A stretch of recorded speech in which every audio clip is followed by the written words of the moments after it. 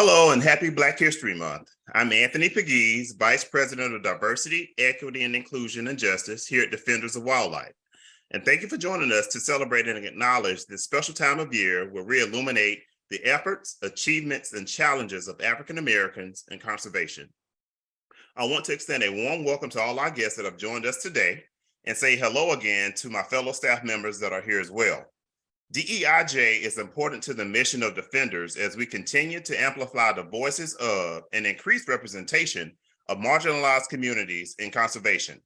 Defenders is ensuring that DEIJ is at the core of all of what we do, and this webinar that was spearheaded by members of our Texas office, Azalea and Sherry, and supported by their fellow Observance Day Committee members and members of various departments across Defenders, is just one of the ways we are making sure that we move the needle forward. Since our Texas office opened in 2018, they have hit the ground running, and its team members have worked diligently to bring diverse voices of Texas to us in a three-part webinar. These webinars will feature dynamic speakers that will show how diversity is being implemented in conservation efforts in Texas and how these efforts can be used across the country. Moderating these events is David Smallwood. Our moderator's work at the Dallas Zoo as a conservation interpreter gives him the opportunity to do two of the things that he loves most, that is talking and engaging people on meaningful topics. He often says that he will talk about conservation at the drop of a hat and is usually the one to drop that hat. Being one of the faces of education and community impact at the zoo is one of his greatest joys. Well, I hope that you're ready to be enlightened by today's presentation and jot down all your questions for the Q&A. And on behalf of Defenders of Wildlife, again, thank you and welcome for joining us today. And to see what else Defenders is doing, just check us out at defenders.org. So without any further ado, never want to pass up the opportunity to represent. Please welcome Mr. David Smallwood. Mr. Smallwood, it's all yours. All right. Hey, everybody. Happy Black History Month. All right. So I'm glad that you continue to join us. We've been having great conversations and great discussions. For my first one, when we talked about barriers to bridges, wildlife diversity, we had great talks about some of the history behind Black people in conservation. We talked about some people from years and years ago that you might not have heard about, and some people who are currently doing the work right now. We have that video. You can go back and watch that one. Also, we did another talk, and it was talking about moving the needle forward. And we learned how strong stories are as it pertains to moving the needle forward as far as pushing a narrative of inclusion. You know, you're pushing inclusion because sometimes people don't understand what they don't know, you know, and you just can't take it for granted that everybody knows things. So when presenting your story, sometimes it's just enough to tell your story to get people interested. And that's what we did. So today we're going to continue on in that vein. And we're going to talk to two people. I have Leandra Taylor and I have Danae Jackson. Both of them are amazing women of action. Let me just read some of the things that I got. I like to do the biography. I do my little research and stuff. All right, so I know Danae personally because she works here at the Dallas Zoo with me. She's famous here. But let me read a little bit about Danae to you. Danae Jackson was born and raised in Dallas, Texas. She began volunteering at the Dallas Zoo when she was 14 years old. Her time volunteering helped Danae find her passion for animals and set her on the path to a career in animal care. Danae received a Bachelor in Science Zoology degree from Oklahoma State University. She then went on to receive her Master of Science in Zoo Conservation Biology from the University of Plymouth in the United Kingdom. So Danae has had the privilege of working at as a San Diego Zoo Safari Park Hoofstock intern and Dallas Zoo Carnivore intern. Danae now works at the Dallas Zoo in the large mammal department as a senior zoologist. She has experience working with all kinds of animals, giraffes. We have Hartman Mountain zebras that she works with. She's worked with black rhinos, greater kudu, tamarins, like so many different animals that she's worked with. And I consider it a privilege to call her friend. So she's one of the people that we're going to talk to today. Danae, you can say hello right quick before I introduce Leandra right after you. So hi, everybody. Thank you all for coming to see us speak today. I look forward to having this conversation with Leandra and David. And like David was saying, we are cool at the zoo and I love being around him. So we're very lucky to have him moderating. All right. Thank you. Thank you. Right. Look, All I right. gotta hype you up too. All right. It goes both ways. All right. And so our other speaker is Leandra Taylor. Oh my goodness. Let me try to read this too. Leandra is an artist, an environmental scientist, storyteller, and mountaineer. I like that. Raised in a military family, Leandra grew up in Colorado Springs, California, Colorado Springs, Colorado, before relocating to Texas and graduating with a bachelor's degree in environmental science from Baylor University. Okay.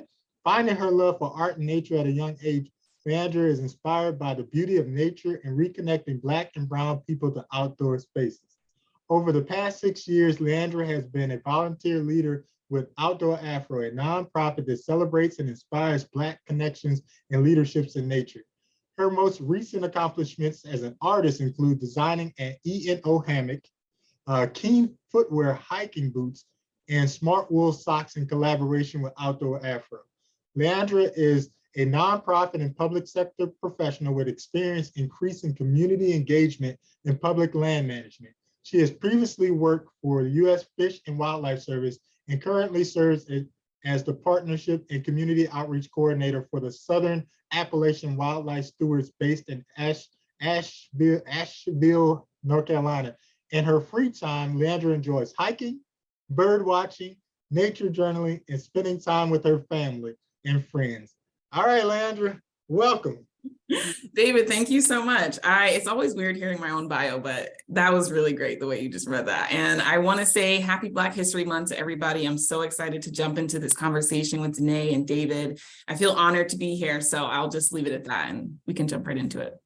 All right. So I did want to remind everybody, all the guests, that we will be taking questions. So if you have a question, you can go ahead and put it in the question and answer slot, and we'll try to get to it. If we don't have time, I try to press on all the topics that I think that you would enjoy hearing on. We're going to start with some easy things. Okay, I'm going to start with an easy topic. All right. What is nature to you? Like, how has your connection to wildlife evolved since becoming a professional? I know that we all love nature. We wouldn't not have even approached doing the careers that we do without a love for nature. But I would like to ask you this question. So I'll start with Leandra, since you're at the top of my screen. Okay, thank you. Nature for me, I love this question because I feel like in this field, we often use it as a general word, and I think everyone has a different definition when we're referencing it. For me, nature is like outdoor spaces. It's all the natural, beautiful things, the colors, the sounds. And I think like for me in my childhood, nature was my backyard. Like when I think about being an outdoorsy person, it started in my backyard in Colorado Springs, and I had this huge sandbox and a tree. And I loved being out there drawing what I was seeing, but also like being adventurous. And it was a place that fostered discovery and curiosity in me from a really young age. And I think how it's evolved for me over, as I've grown into a professional in this field, it's become a space for fostering community and connections. And I think has become more of like a healing space. Like I realize all of the traumas that have come in our community and have prevented us from having that space in the outdoors where we feel validated by what we want to do in the outdoors, whether it be something like mountaineering or something as simple as bird watching and just sitting on the bench. And so I think nature is a space that welcomes all.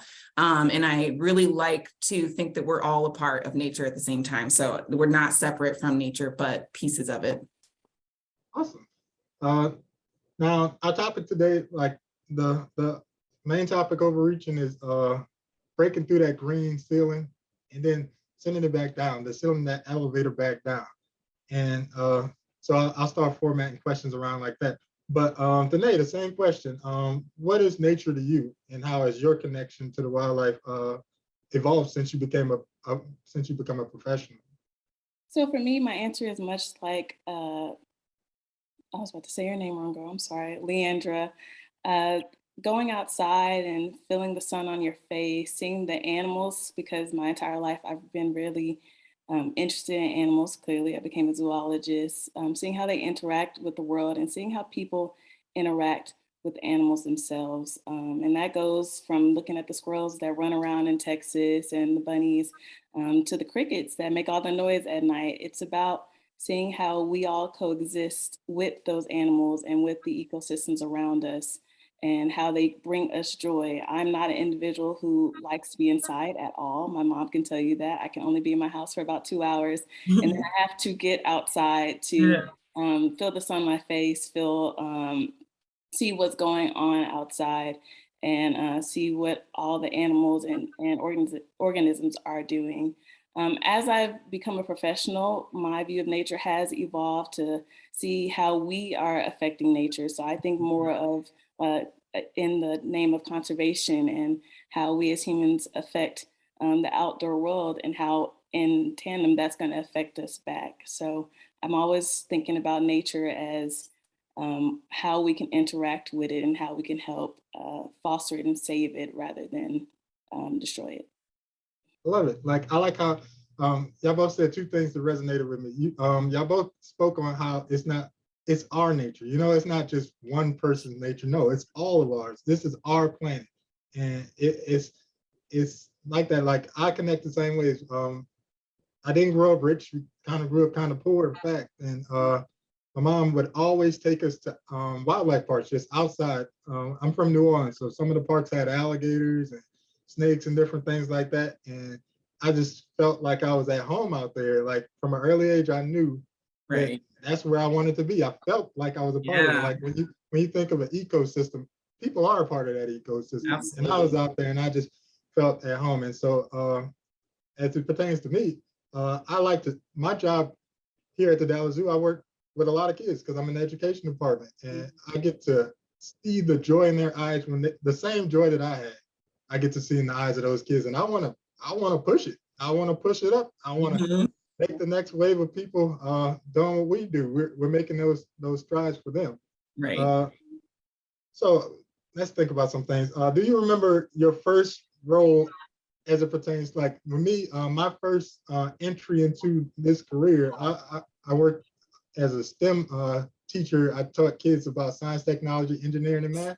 But can you recall, like, your first strides in your career as it pertains to wildlife or conservation? And what are some of the lessons that might stick with you, like early on lessons that can help somebody? This time I'm gonna start with you, Danae. Yeah, so I can actually pinpoint very clearly when I started down my zoology path. I always loved animals to the point where when I was much younger, I used to want to be a singing veterinarian. And the reason for that, as a kid, I was like, I love to sing and I love animals. I'm going to sing to the animals and the people and someday make them. But over time, as you learn, things begin to evolve. I watched a lot of Animal Planet. And throughout most of my life, I realized I still wanted to work with animals, right? So at my high school, I joined the Animal Rescue Club, where we just rescue strays off the street that showed up at our school. And one of the annual trips that we would do was we would go to the Dallas Zoo. And I had been before, it wasn't my first time, but that trip was very impactful for me. Strangely enough, because I walked up to the giraffes, and for some reason, all the giraffes were laying down in the feed yard area. So that's where people would feed them. And I haven't seen that happen since, all of the giraffes being laying down. And up until then, I didn't think giraffes laid down at all. And in my little 14-year-old mind, I was like, oh, that is so interesting. I want to work here. And really, that's just how it started. I went online. I found, at that time, the education program, which now you are over. Good job, David.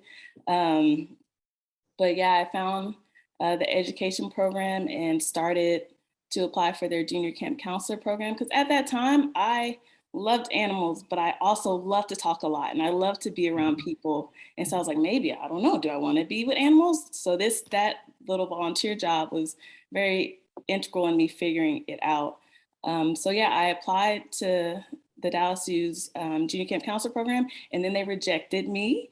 And I was like, oh no. But because I was very persistent, that same day, I just applied again with my dad's email instead of my mom's email. And then I got accepted. So it was that little level of persistence that started me along this pathway. Because if I just said, oh, I guess that's it, then I wouldn't be right here where I am.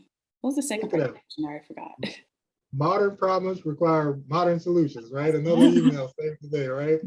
I'm mad. Like, now that you put on a spot that you could sing, I'm gonna have to come over there. You got to sing to the giraffes and the kudu or something. If you come in at 4 o'clock, I will be singing them in the door, trying That's to what go I'm home. talking about. So it's kind of cool because like singing is an art form and like it goes hand in hand. Like I'm an artist, I draw, and you sing, and Leandra, you're an artist too. Yes. Do these things connect to you? You think They do, yeah. All right, could you talk a little bit? How does that inspire you? How does nature inspire you in your artwork?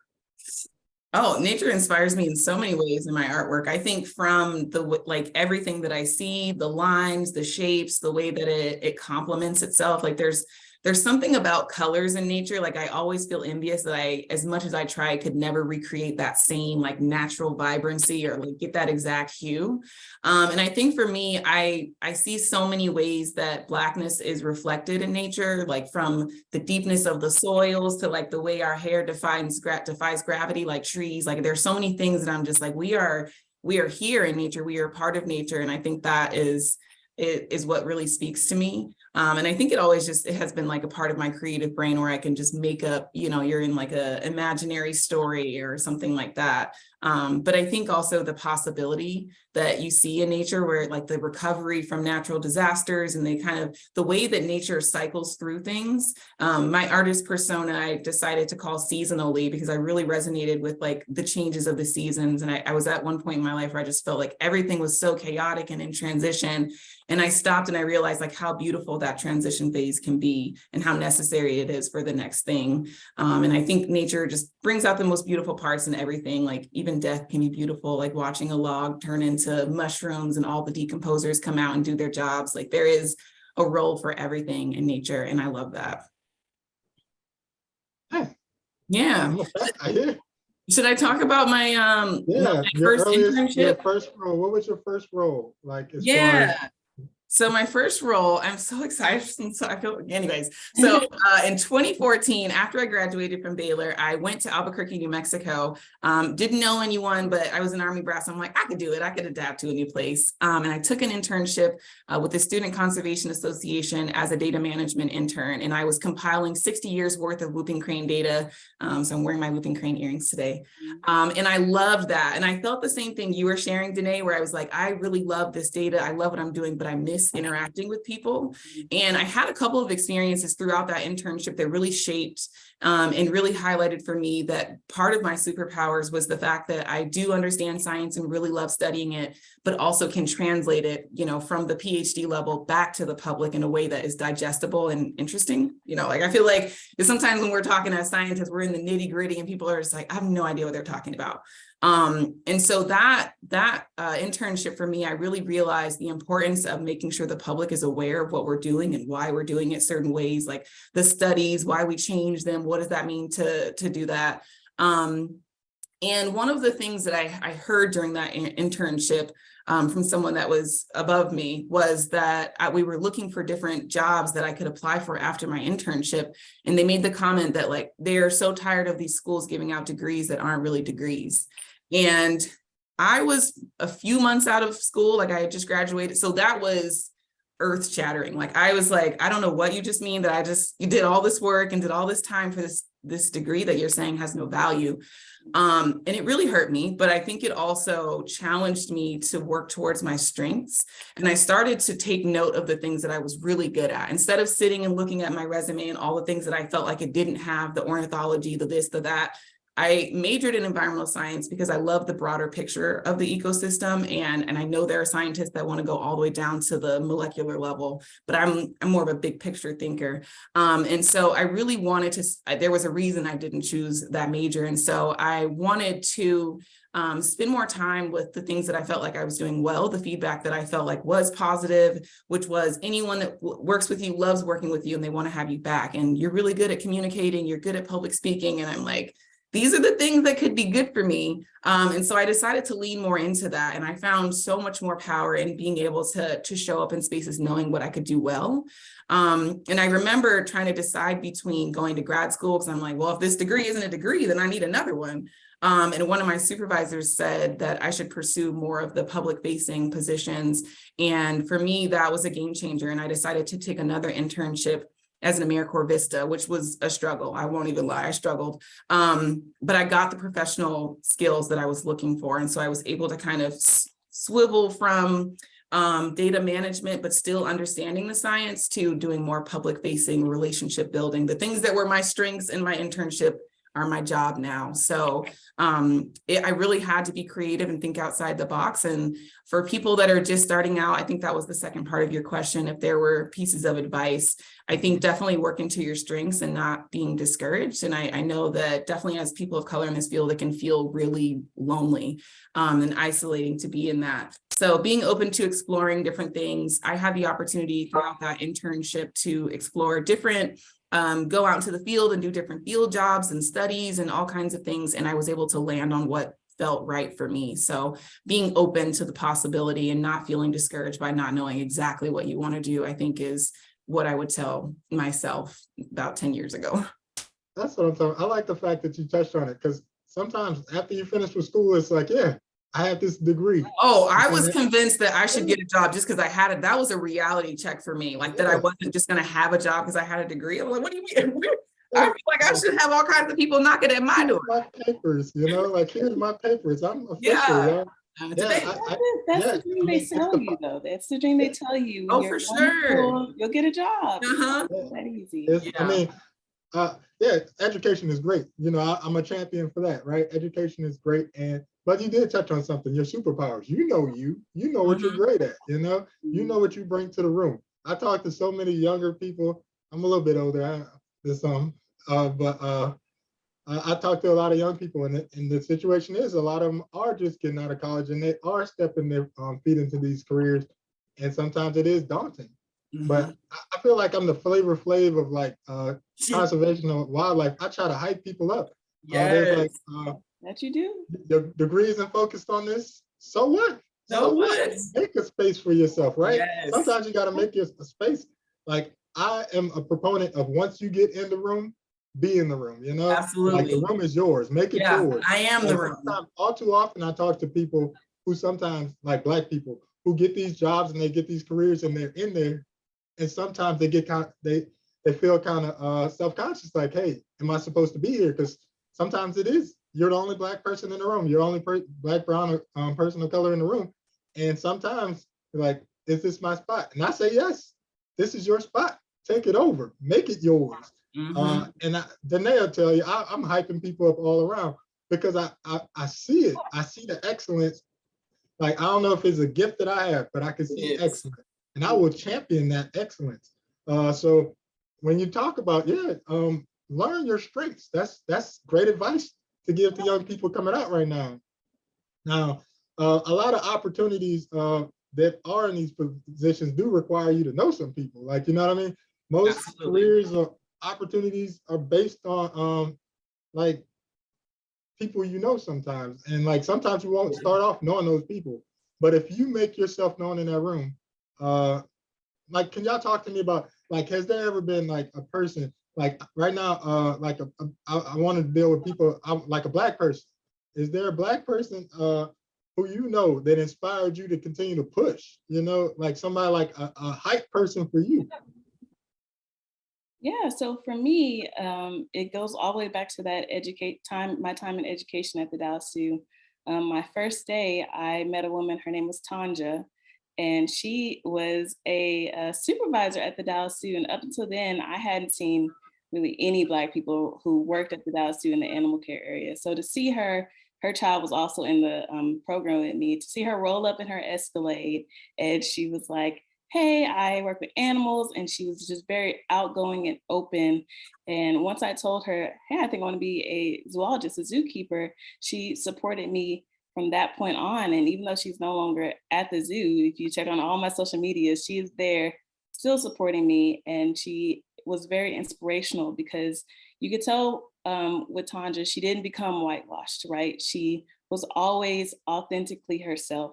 And I think that's so important because I'm sure there's always some doubts with her too. But to me, as a younger Black woman starting in this field, it was so amazing to see her just be her, to show up on the Dallas Zoo social media and just really take the room. It was about her. She knew what she was talking about, and she was just an excellent, excellent educator. And I saw her, and I just knew I want to be like her one day. One day, I want to talk to people and mentor people the way she mentored me inadvertently. I just thought that she was so amazing. So I'm always reaching to be that way. And you had touched on feeling like you're not in the room. You know that. I told you, David, that there are times when we all know what imposter syndrome is. Imposter syndrome, it really sneaks in. Despite all the degrees that you get, all the long years that you worked, you still get somewhere and you say, am I meant to be here? Should I be the one to speak up? And over time, you just learn to push past it because you worked hard to get here. You are meant to be there, and people do listen, especially if you know what you're talking about and you're encouraging when you do it. So Tandra was really the one to help me see, okay, this has been done. The path has been laid to you for you. You need to continue laying that path for others behind you as well. Tanya, I know that Tanya, she hyped me up too. Like she wasn't even working here when I started, and she hyped me up.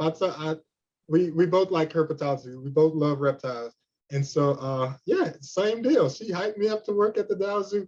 She messaged me about these webinars that we're having right now. Yeah, so she's a hype person.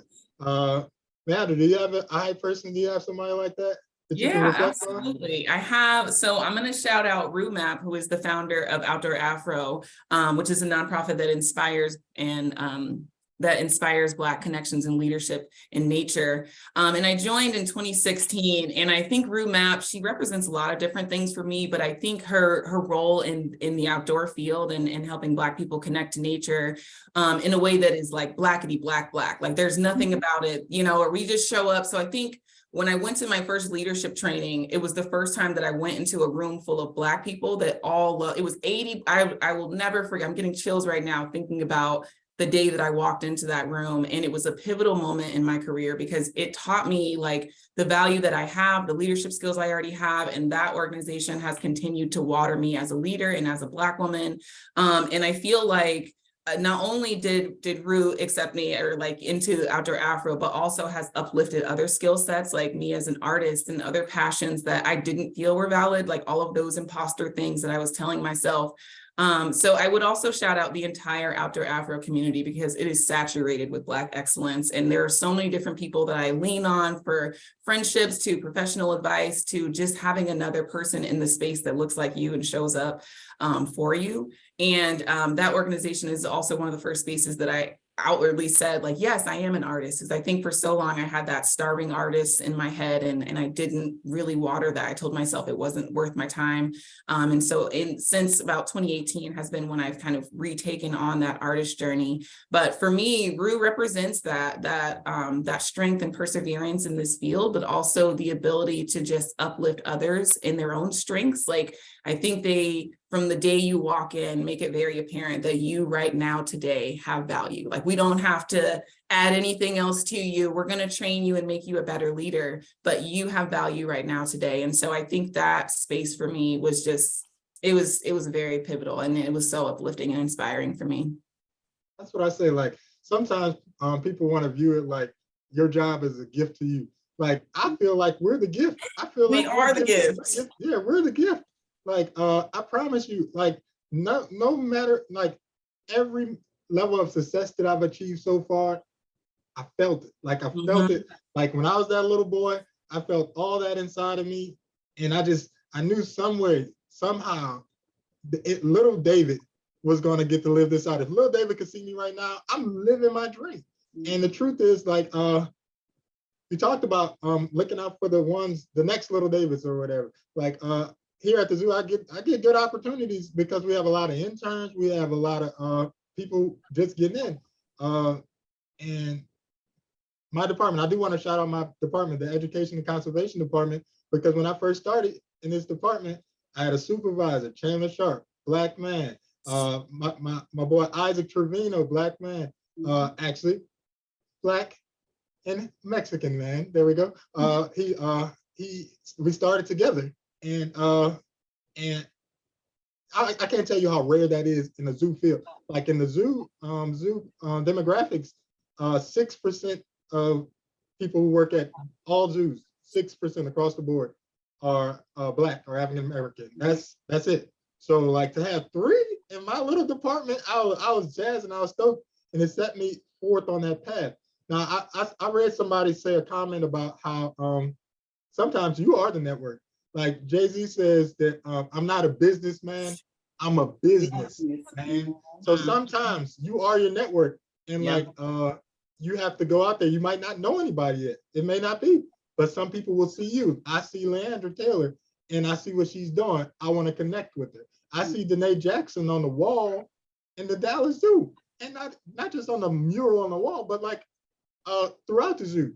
And I just feel it. I just know that next generation is going to be looking at y'all. Let's see. I have another question.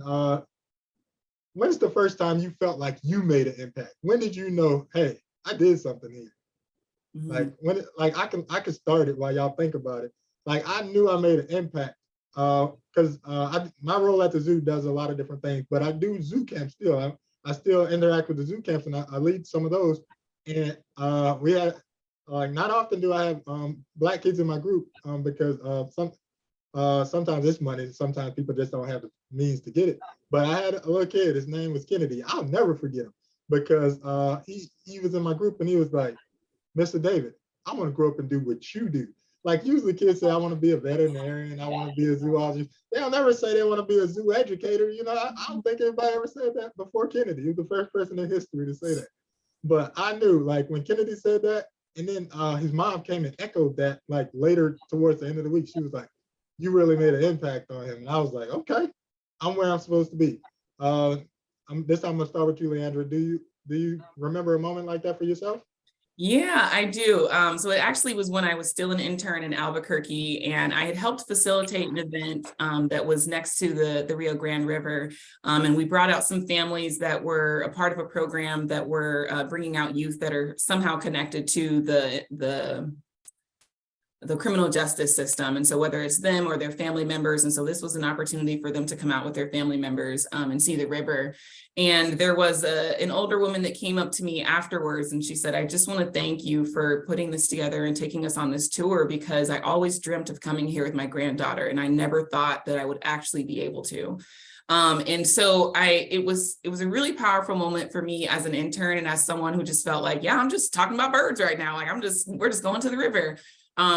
But that really, it hit such a deep chord. And I've also done different hikes and events with different, younger Black kids that it's just amazing to see their reaction to my hair, to my box braids, to seeing things that look exactly like them. And I heard a group of kids once after I introduced myself, they were telling their other friends, like, she's an artist and scientist. And it was like the coolest thing that they had ever heard of. And it made me feel really cool. And I also realized that for them, it was planting that seed of like, yeah, anything, you could be anything, make it up, you can make it up today. That's what you can do. So I think those would be those moments that kind of trickle in throughout time, where I think I see those kids seeing themselves in me, in the ways that I wish, I had that when I was younger. So I'm excited to see that I could be part of that face for other people. Awesome. Danae, I'm asking you that same question. When do you feel the first time you felt like you made an impact? I won't say that this is the first time, but it's definitely one of the biggest times. It comes up in my mind all the time was when I agreed to do the If Then Women in STEM mural in the Dallas Zoo. When it was brought to me, I didn't think it would get as big as it was. But once I saw my photo on the wall, it was pretty amazing. But it was after all the hype had died down, all the news media had left, and I'd be walking through the tunnel looking like a zookeeper, so not looking like this. And there'd be kids walking down the tunnel as well, and they'd be reading the different murals of the different women in STEM, and they would stop at my photo and they'd say, oh, she's a zookeeper at the Dallas Zoo. And then if they were interacting, I would say, hey, I'm a zookeeper at the Dallas Zoo, and I would stop and talk to them. And there's a couple of things that would happen. First, they'd have a light bulb moment where like, oh, you're a real person. Yes, I'm a real person. But also getting to discuss with them the things I do, the animals I get to work with are amazing. And like you said, you had that young person tell you that I want to do this. I've had many young people come to me and say, hey, I want to be a zookeeper. What can I do? And then I'll point them to the youth volunteer program. For that women in STEM picture, I was very clear that I had to have my afro out and that the afro had to look good. And I had to wear my glasses because I needed to show like I have big hair. I wear glasses because I can't see. And if they look like me, that's wonderful as well. When I'm walking through the zoo, I look very zoologist-y. And if I see any kid, but if I see any young Black girl walking around and she has braids or anything going on with her hair, I'm gonna always say, I love your hair. Your hair is beautiful. Because, you know, you and I, Leandra, have probably been a part of this natural hair movement. Right. Kids still see the beautiful, straight, flowing hair in the media and they think, oh, why can't my hair be straight? So it's very important to me to validate them that they are beautiful, and for my picture to show, hey, this person is in her career and she's able to wear her afro out. She's able to wear her glasses. She didn't have to straighten her hair for an interview, which I did. My hair was huge for my because it's kind of like a statement, like, this is who I am, accept me, and people do. And so that's what's really important to me whenever I see anybody interacting with the mural, or if I'm doing a draft chat, they'll want to come up and talk to me about that and what I do. So every single time I get to talk to a young person or even a teenager or even an adult who's like, I'm thinking about a career change, it's so impactful to see, like, this isn't just a picture on a wall. It's a picture that got somebody thinking about this career who wouldn't have thought about it. Not too many people think outside of being a business person or a doctor, you know, like there's different areas that you can go into, and seeing me, if meeting me helps people, like you said, branch out to think a little bit harder about it, then that's the best thing that could possibly happen. So it did take me a little bit to figure out how to interact with people when they were like, it's you on the wall. At first I was like, oh. Now I'm like, yeah, that's me. Yes. So it's definitely taken some getting used to, but I love it. It's been pretty cool. And then because of things like that, I get opportunities like this when I get to network and meet people like Leandra and hang out with David and talk about the good parts of being a woman of color in the STEM field, and also some of the bad parts, you know. There are different things going on. I love it. Like, talking about the hair, people, like, some people listening might not understand. Like, I had locks for 10 years. So my hair was long down to my backside. And sometimes in my career, I had people who tell me, you probably can get further if you cut your hair. I've heard that. And like, you can, I don't know how to express the feeling it feels when somebody tell you you could get further if you're not you. But guess what? Even in that job right there, I did not cut my hair. Guess what? I moved up exponentially in that job right there. My daughters have micro locks. My wife has micro locks. We're walking through with our crowns. And I just, like, some people just don't understand, like, the truth. Like, when we wear our hair like this, like, when our hair is out and flowing, we're showing our crowns. Yeah, and I experienced people saying, "Oh my goodness, I love your hair," and I've experienced, like I said, some people doubting that I can do what I can do, or I can get where I want to go with my hair being naturally the way it was. So I'm glad that both of y'all represented. You know, I didn't change, and I'm glad that y'all didn't change either. So y'all are great role models for the people coming up. Now, the area around the zoo, this is something that's really cool. The area around the zoo is called Oak Cliff. It's Oak Cliff, Dallas, right? Danae, you're from Oak Cliff, Dallas.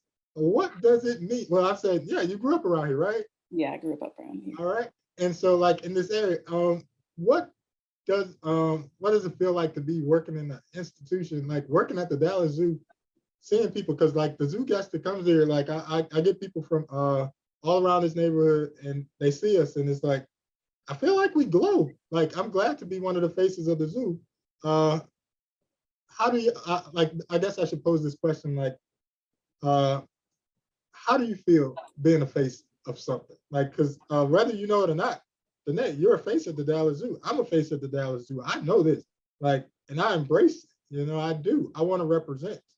And this time, all right, since I phrased it like that for Danae, I'm gonna start with you, and then Leandra, I know that you're the face. Tell me how it feels to be the face, and tell me a little bit more about what was it? Afro, say it again. Outdoor Afro. Outdoor Afro. Tell me a little bit about that. But Danae, tell me how does it feel to be in your neighborhood, like in your area, in your purpose, you know? It is absolutely amazing. Like I was saying before, it was initially very overwhelming, but as I've grown into this role, it's been amazing seeing how it has been impacting the people around me, the young people around me. Davey, you know, I used to work in the children's zoo where we would get lots of kids who would come in, and many of them had never touched a goat, never been around an animal. And I took great pride in getting them to understand that these animals weren't dangerous to them, weren't going to injure them in any way, and like getting them to actually pet that goat and have that connection with animals, that connection with nature. And one of the best things that allows me to be able to make that connection is growing up in this area. We all know about code switching. I'm able to speak in different ways to different people, and being able to do that means I can get on people's level wherever they are, as best as I can, to help them engage with wildlife and engage with the zoo. And in doing that, it allows me and lots of my coworkers to better get our message across about the animals and what we're doing for conservation. So that's really important. Being one of the faces at the Dallas Zoo has been very amazing because it's, Leandra was talking about earlier, highlighting one of her skills. When I was much, much younger, I used to be so terrified of public speaking to the point where I would just cry and cry and cry, wouldn't do the speech, wouldn't do any of it. And then as I got older and grew more into the fact that I just talk a lot, I figured out that I enjoyed doing public speaking events like this and giving keeper chats. And growing from knowing who I was as that shy young girl, I'm able to connect to those other shy young people as well. And I'm able to make my keeper chats very funny when I can, and change it up and make it not all just about fact-based, but what the animals are anatomically. And all of that comes from me being able to rep this area, be around this area. Like I've been going back to Rep my the cliff. Old Cliff, that's right.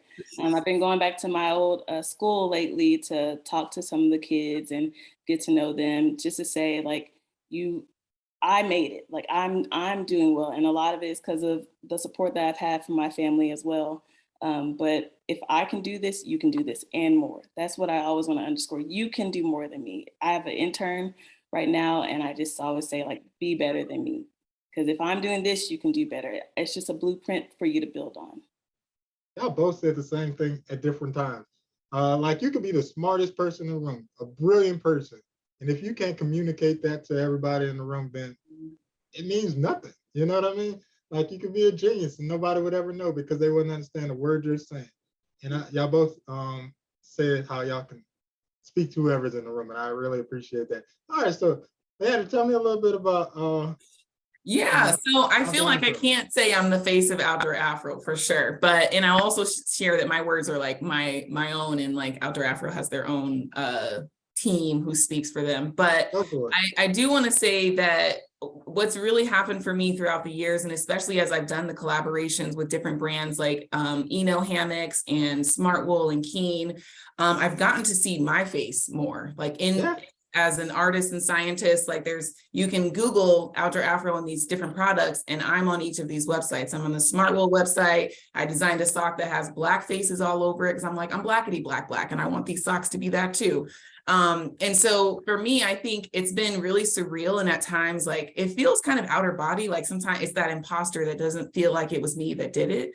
But it feels so empowering to also see my art be a storytelling tool and a resource. And the hammock that I designed for Eno was actually inspired by the Mount Kilimanjaro expedition that I did with Outdoor Afro. So there were 13 of us from across the US that went to Mount Kilimanjaro with the hope of being one of the first all Black American teams to summit the mountain and also experience the climbing culture in Africa. And it was one of the most transformative experiences of my life. I realized how many of my limits were self-imposed and all of these different things about like, how do I show up for other people? What does support look like for me? I was having this whole internal dialogue throughout that journey. And when I came back, I would say is really when my artist journey like really took off, and I got to translate some of my experiences into the art.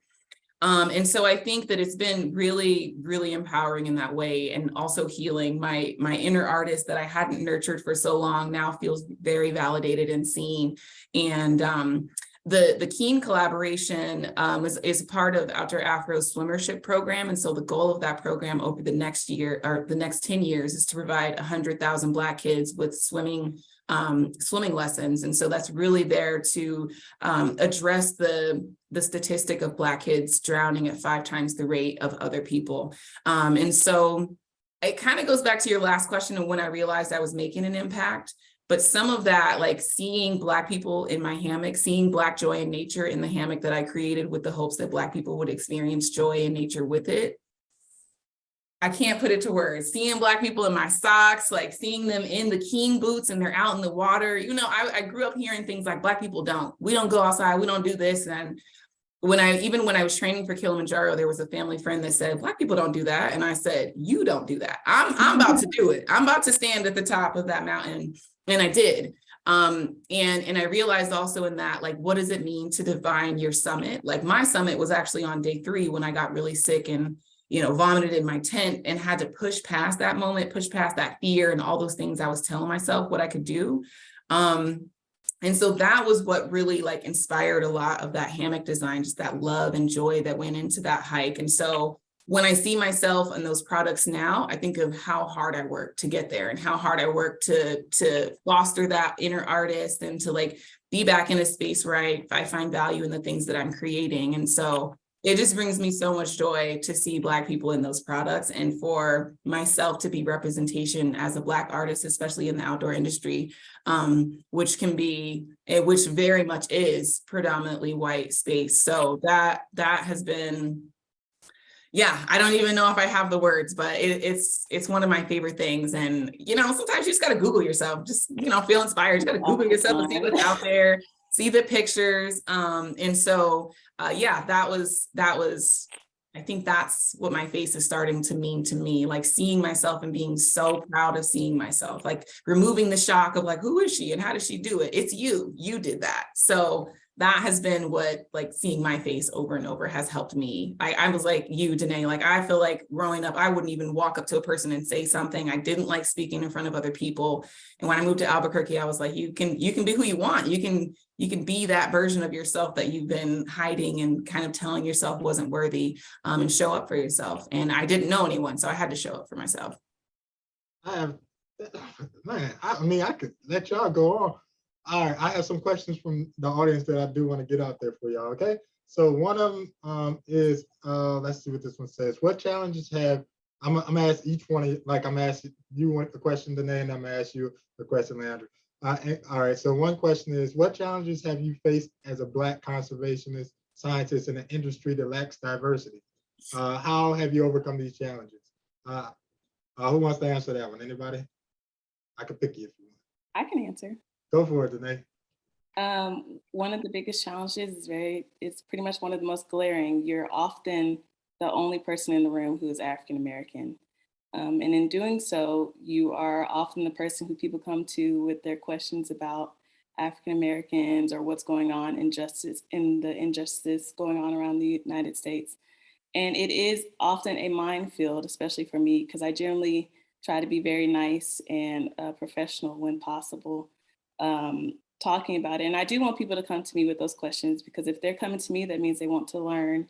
And I'm always willing to educate. And sometimes you're not really feeling it. You don't really want to talk about X, Y, and Z. And lucky enough for me in the area where I am, people are very understanding when it's like, hey, Google exists. But that's always a big challenge, being the only person in the room. However, I also think of it as a really big, not strength, I can't think of the word right now, but I think of that as being really good, because you are a representative. You are there to help people learn and become educated, and to provide a different perspective than what they may be thinking of at that time.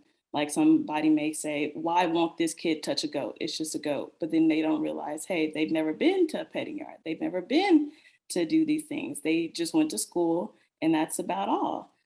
So I really like being the person to provide that perspective when it's necessary. Awesome. Yeah, I know how it is with the goat yard. I'm bringing people on over. Yeah, that people don't understand how monumental petting a goat can be for some people, you know? And I seen the father and the son both pet a goat for the first time, and the dad kind of broke down a little bit in happy tears because he was so scared to pet a goat. And that sometimes that's a big step for people in our community. It's true. All right, Leandra, I have a question from Anonymous, of course. This could be a whole conversation, but I see so many DEIJ committees, boards, et cetera, that are made up of majority of well-intended white people that genuinely want to contribute and put in a lot of effort, but end up failing or falling into the same pattern or framework that kept this field so exclusive to begin with and not moving the needle as much as they want to. How would you advise people who are not BIPOC, but want to be an ally and push progress? How would you, what would you advise them? Yeah, I think there's a couple different ways that you could do this. And I've gotten this question. I get it kind of often, which I appreciate because I feel like it's a really good question, one that should be addressed. And I think that to start, I think knowing what spaces are already inclusive. And like when you're thinking about inclusion, are you thinking about including everybody or including everybody into what you've already made? Like, and what I'm saying is, are you expecting people to assimilate? Whether you're or not, you know that you're saying that or not. And so I feel like sometimes even asking like, in what ways can I support you or how can we support each other changes the wording from like, I'm here to do this thing for you. How can I save you and like bring you all these things that you may or may not need? And so I think that there's a lot of work to be done. And I really encourage white people to do that work and to show up and to be ready to learn and to also not give that emotional burden to Black, Indigenous, and people of color. And so I think showing up in spaces and knowing when to amplify other people's voices and what I mean is like kind of giving them the space to tell their own story, advocate for their own needs, use your privileges and platforms for other people and other communities.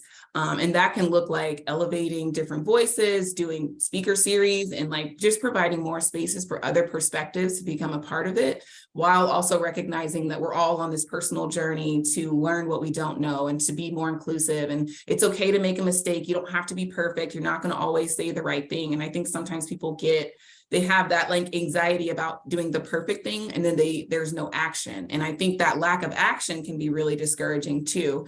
And so I think it comes in a lot of different ways, but allowing people the space to advocate for their own needs while also showing up in a way that you can. And it can be mentoring, it can be sharing different job pathways, it can be sharing those who you should know, like the different things that are resources to other people, making sure that you're sharing that with other people at the same time and just making space for others. I heard someone speak recently that said, culture is how we do things around here. And so when you're thinking about your culture and your workspace culture, your workplace space environment, are you being inclusive to other cultures that aren't what you already? So even if you want Black and brown people in your space, are you saying, we want you to already love nature, and which some people haven't had that chance to reconnect yet. And so you might be needing to broaden who you're including in the way that you're inviting them, meeting people where they are and not expecting them to come with all of this experience and knowledge and things like that. And just understanding that like trust takes time. So definitely trust is a big factor, and it's okay to show up and show your face and give your time and go to community events and like be a part of things. Man, if I could, I'd get like a rag to dust off y'all arms right now. I'm telling y'all right now, y'all are knocking these out of the park. Nah, it's just a little bit. Oh, girl. Like that was the perfect way to answer, you know? Yeah, I wasn't sure if I was kind of all over the place. Did that kind of? No, I get it. What I could have done. It's like I don't want you to do things for me. Right. You know, do things. Ally means to help lift up. Right. You know, right. Do it. You know what I mean? And my goodness, we are winding down on time. Like, how would people be able to, Leandra, how would people be able to see your artwork or see the things that you have going on? Yeah, thanks for that. You can visit my website, which is seasonally with 2 E's, so seasonallee.com. And then you can also follow me on Instagram at seasonal.lee. And then my other Instagram is linked to that one. So if you want to link up as, just want to, it's like @_Leandra with 4 A's and then another underscore. And I can also drop some of this in the chat if that's easier too, because I already forgot it and I just said it. So. Yeah. All right. Now, Danae, do you have any where people can look up some of the things you're doing, or anything that you want to speak about that you would like to speak about right now? Something that's, you got a minute, go for it. Oh, the best thing that you can do is just come out to the Dallas Zoo. I'm there every day. But also I have a LinkedIn profile that's just Danae Jackson. You'll see my face shining. And I'm definitely willing to link up with anybody, be a mentor to anyone who wants to learn. Don't be shy, not just with me, but don't be shy with people who you are wanting to be like, because they just may be waiting for you to say, hey, I want to be a zookeeper, or hey, I want to be an artist. And if you're shy and you don't say anything, then you've already told yourself no. Let others tell you no, like don't be the one to tell yourself no first, because what's often, because I like to talk and I'm growing into this mentor role, I'm so happy to talk about my field, and I'm sure Leandra and David are also very happy and welcome to talk about their field. So just keep going, push past whatever is in your head, because the person in your head is meaner than they actually should be. I also have a LinkedIn, and thank you, Danae, because I'm like, I always forget there's LinkedIn. And it's like a professional space where people are connecting. And I recently learned that like people actually use that. So add me on LinkedIn too. And I'm also here as a mentor or resource in any way that I can be.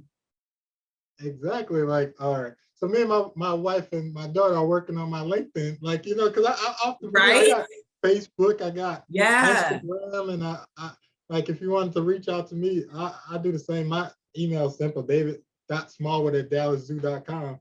I go about talking to kids. I go talking to different schools and stuff.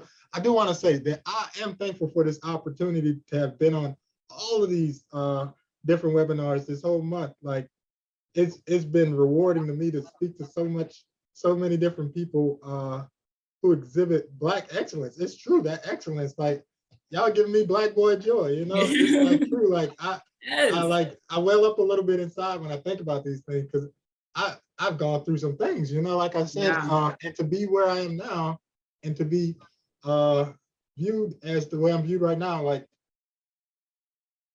it just fuels me to go further. Like, I'm here now, but hey, I'm coming. Like, you know what I mean? You see David Smallwood right now, guess what? I'm coming, Yes. And I like how you Leandra said a couple of times, I'm blackity black. I'm like, blackity black. Yeah, they had and that's, I'm black, y'all, and I'm black, y'all. And that's like when I'm walking around the zoo, I'm like that. Like, I'm not skipping anybody. They want to talk to me, I'm talking to you. You want to learn about this elephant behind me? I'm gonna talk to you about that elephant, and I'm just so happy, y'all. So please do, like, for the people who are in the chat, it's the same as always. We're gonna have a recording of these items, like the each of the different days that we did each topic. And Anthony, you're on. So Anthony, tell them what house cleaning. Tell them where they can, what's going to happen. Go for it, Anthony. I know. Yeah, thank you. Well, first and foremost, David, thank you for being the moderator for these 3 webinars. Leandra and Danae, thank you for speaking with us today and helping us learn how we can continue to break this green ceiling. These recordings will be posted for us defenders. We will be posted on our lair, but we also have a YouTube link that will be sent out as well, with a follow-up email as well. But while I have this time, I thank you, David. I thank Leandra. I thank Danae. I also want to thank Sherry Wilcox and Isaiah Rodriguez for bringing this idea to fruition. So because of them, we have what we saw today and for the past 2 other weeks. Also, I want to thank Laura Eaton, Brent Kessler, Mariana Ramirez, Britt Faulkner, Amy Moore, and Sherry Waysoff, and members of our Observance Day Committee for helping us to experience and celebrate, acknowledge Black History Month here at Defenders of Wildlife. So again, with that, thank you all. Thank you for taking time out of your day to learn more about Blacks and conservation. Keep, pushing forward, and we will keep achieving and striving and gaining every day. With that being said, have a wonderful afternoon. And next month, we'll be celebrating Women's History Month here at Defenders of Wildlife. So we're going to have some robust conversations going on about that too. So again, have a wonderful day and have a wonderful week. Thank you.